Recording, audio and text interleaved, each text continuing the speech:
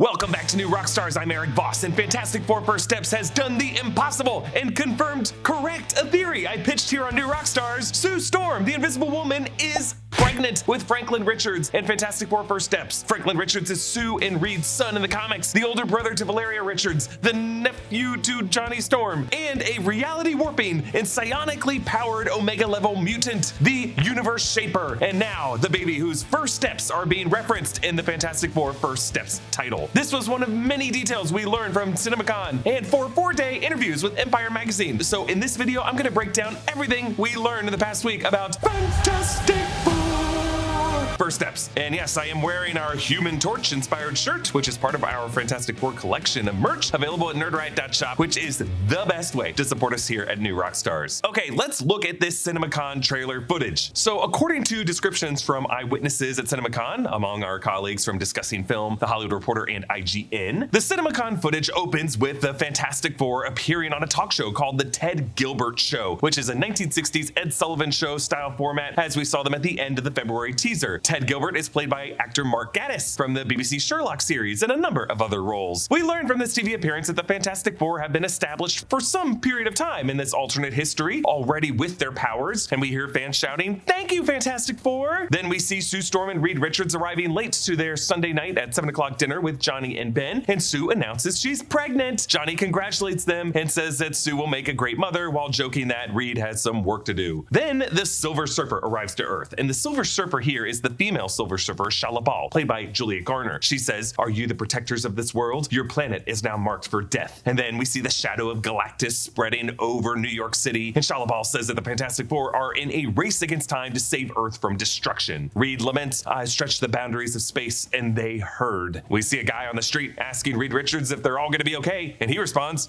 "I don't know." And Reed buries himself in his research trying to math the shit out of a solution to this problem. Reed and Sue make a promise for the future of their child, and Reed gives a speech to the public promising that the Fantastic Four will protect them. And the trailer ends with the Silver Surfer, Shalabal, gliding on her board away from a fiery explosion. I expect that Marvel Studios will release this trailer very soon, and when it does, we will break down every detail in it. But we have to talk about Sue Storm's pregnancy. When the first teaser dropped in February, I noticed the shaky wobble to Vanessa Kirby's walk in the Every Sunday Night 7 o'clock on the dot clip, as if a baby bump might have been VFX scrubbed out of the shot. There's also the shot of Reed and Sue in the spaceship as Sue is flickering in and out of visibility, where she looks like she is posed in a specific way in which she would be delivering a baby. And of course, there's just the title, First Steps. So this new confirmation that Sue is indeed pregnant is not validation I'm used to getting. And based on the context of this new footage, this is Reed and Sue's first child. We're not looking at a scenario where baby Franklin is already in the picture and Sue is actually pregnant with their second child, Valeria. After being trapped inside all winter, April is a month when you can finally start enjoying the outdoors. And if you have a pair of Vessies, rainy days go from being something that keeps you in to a reason for going out. I got my first pair of Vessies while I was living in San Francisco, and they were a game changer. Not having to wait for the weather to clear up to walk the dog or to get coffee was huge, and I've had a pair of Vessies by my door ever since. Lately, my go-to pair of Vessies have been the Storm Bursts high tops, but they have a ton of options, so you can find a style that's right for you. Every pair of Vessies is lightweight, weatherproof, and durable enough that you can wear them every day without worrying about wearing them out. Plus, they're so comfortable you can wear them all day, so you're always ready for whatever comes your way. There's zero compromise with a pair of Vessies. They're the best looking sneakers I own, and somehow the most functional ones too. Take on every day with the waterproof Vessi Stormburst sneakers. Visit vessi.com/rockstars now for 15% off your first pair at checkout and start exploring without limits. Franklin Richards is an incredibly important character to the Marvel lore. When he was first introduced in Marvel Annual number 6 in 1968, he wasn't even given a name at that point, and that didn't happen until 1970. And in Fantastic Four number 140 in 1973, Franklin's powers begin to manifest, which gets the attention of Annihilus. Annihilus wants to use young Franklin to power his own resurgence by transferring some of Franklin's latent power to himself and releasing Franklin's full potential in the process. And worried that Franklin's power would threaten everyone on Earth, Reed decides to shut down Franklin's mind. But part of Franklin's early manifestations of his powers involves him projecting projecting himself as an adult. And that's an important detail because he is a reality warper. So while we will see Franklin Richards as a baby in this movie, part of those first steps might involve Franklin having an adult form with an adult actor we're more familiar with, an actor we might see in Doomsday and beyond, maybe as soon as First Steps post-credit scene. Franklin Richards also comes under the care of the family governess, Agatha Harkness, in her first introduction to Marvel Comics. While I do not expect Kathryn Hahn to show up in Fantastic Four First Steps as like an alternate universe Agatha Harkness, Matt Shakman was the WandaVision director to introduce Agatha to the MCU, and some scenes in this movie are going to be set during Halloween, so I will say it would make me very, very happy, but just unlikely. By the way, did anyone else find it weird that Robert Downey Jr. did the same sit in the set chair, turn to camera, and shush that Agatha Harkness made iconic in the WandaVision episode 7 Agatha All Along sequence? It's probably a coincidence, right? Right? I suspect Marvel Studios' interest in Franklin Richards' future beyond the film Fantastic Four First Steps centers around his more recent storylines that Franklin has been involved with since the MCU began in 2008, which includes 2011's Fantastic Four number 600. In this storyline, young Franklin is approached by his future adult incarnation who tells him that he must harness his powers to preserve life. This storyline centers around a conflict between the Future Foundation, which at this point includes a white-suited Spider-Man, and the Mad Celestials from Earth 4280.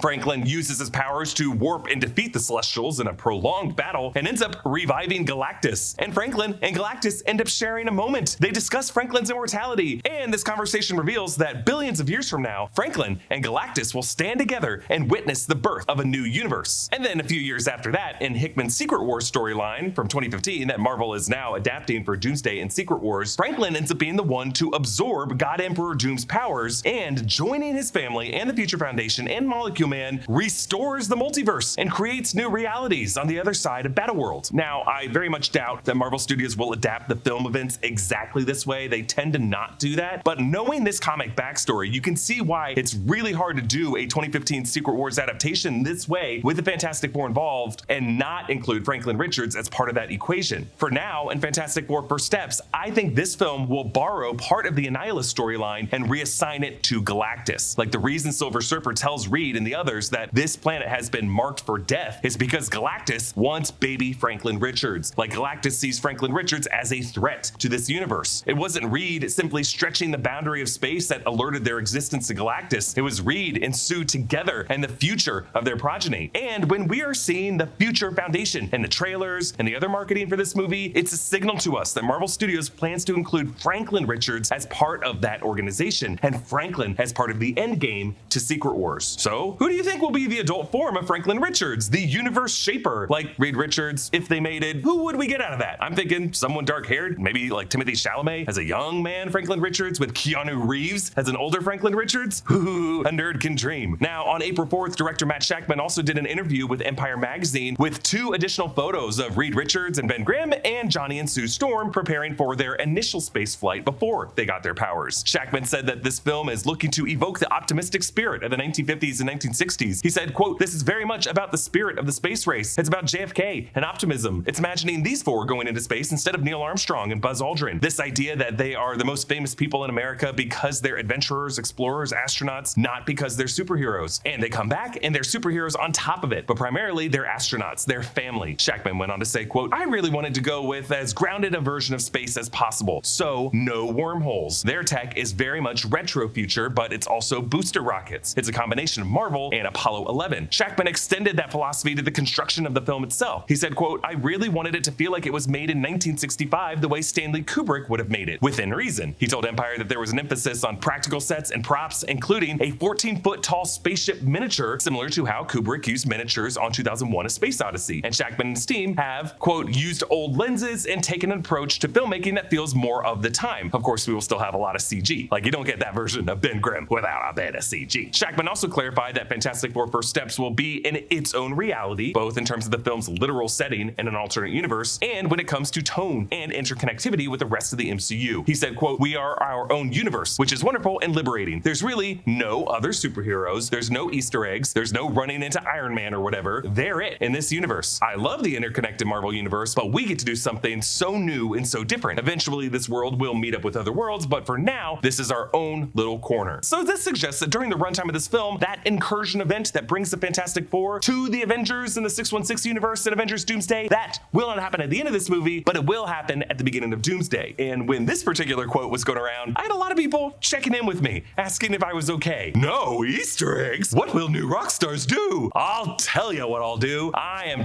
dropping to my knees and thanking God. I have said this multiple times, dear viewer. I am not particularly fond of what many consider Easter eggs. These goofy shoutouts encoded in alien languages that I have to translate, or license plate numbers that may or may not reference some variant cover of a comic book issue that Kevin Feige's goons probably didn't even read, or some random glub shithole name barely discernible on a newspaper in the background of some shot that some set decorator threw in on a whim, while the headline and the construction of that front page itself is not at all any actual newspaper in any universe would format a front page. That drives a journalism major like me crazy. Yes, I will always strive to find these details because, it is my job, but my favorite movies and TV shows to break down are ones that contain no Easter eggs, but rather things like interesting production design, really cool editing choices, beautiful score and sound design, general impressive attention to detail. And that type of visual analysis can be done for anything good. Like Christopher Nolan does not put Easter eggs in his movies, even in his Batman movies, but he just crafts his films with just countless instances of obsessive attention to detail. And that kind of stuff is what I like to break down. I much prefer that to movies that promise to be big old Easter egg parties like Ready Player One or Space Jam Legacy. Blah. So hearing Matt Shackman say this actually makes me even more excited for Fantastic Four First Steps, because now I get to sit back and appreciate the whole experience and Michael Giacchino's really cool score without having to look at every visible license plate. And I guarantee you, I'm going to still find like 100 details that you missed in this movie. So comment down below with your thoughts and theories about Franklin Richards and what you're most looking forward to about Fantastic Four First Steps. And a special thanks to one of our YouTube members, Frederick Price, who supports us at the executive producer level. You can support us as a channel by hitting that join button down by subscribe, and follow me at EA Voss, and subscribe to all the channels in the New Rockstars network for breakdowns and news coverage of everything you love. Thanks for watching, and I'll see you next time. Bye.